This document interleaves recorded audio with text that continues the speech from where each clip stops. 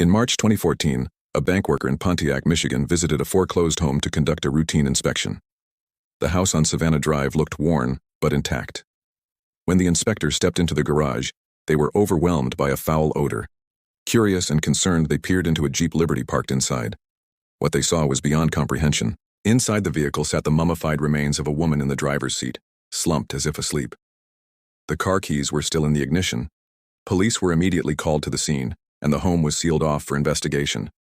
The body was soon identified as 49-year-old Pia Farrenkopf. Originally from Massachusetts, Pia had been an educated and private woman who had once worked as a financial analyst. She had traveled extensively, never married, and had no children. In the mid-1990s, she settled in Michigan and lived alone. She had no close family nearby and preferred to keep to herself. Her neighbors said they rarely saw her but remembered her as polite and reserved. The last known sighting of Pia had been in late 2008, yet somehow it appeared that her body had remained undiscovered in her garage for nearly 6 years. Police were baffled. How could someone disappear for that long and no one notice? Investigators found that Pia had been meticulous about her finances. She had automatic bill pay set up for her mortgage, utilities, and other expenses. Her bank account had contained enough money to cover her bills for years. The payments only stopped when the funds ran dry in 2013. That was when the bank finally moved to foreclose on the property, leading to the inspection and the discovery of her body. There were no signs of forced entry or struggle in the home. The front door was locked. Dust and cobwebs covered everything. Her fridge was still stocked with food that had long expired. Her mail had piled up, but because the house sat slightly removed from the road and she kept to herself, no one had thought to check.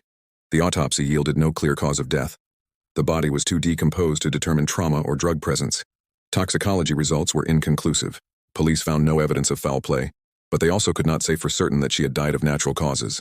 Her car had no signs of carbon monoxide leaks or malfunction.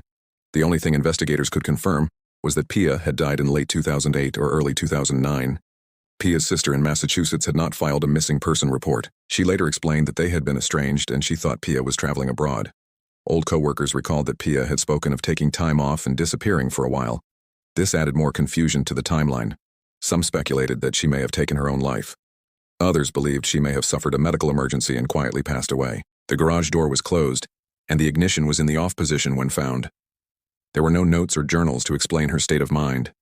For a brief time, the media speculated that she might have been the victim of a serial killer due to the strange and secretive circumstances. But no concrete evidence ever emerged to support that theory. The public was captivated by how someone could vanish in a suburban neighborhood without anyone noticing for so long. Despite numerous interviews, forensic tests, and public tips, investigators eventually closed the case. Pia Farrenkopf was laid to rest, her tragic story remembered as a chilling reminder of isolation and the cracks in modern society where someone can simply disappear.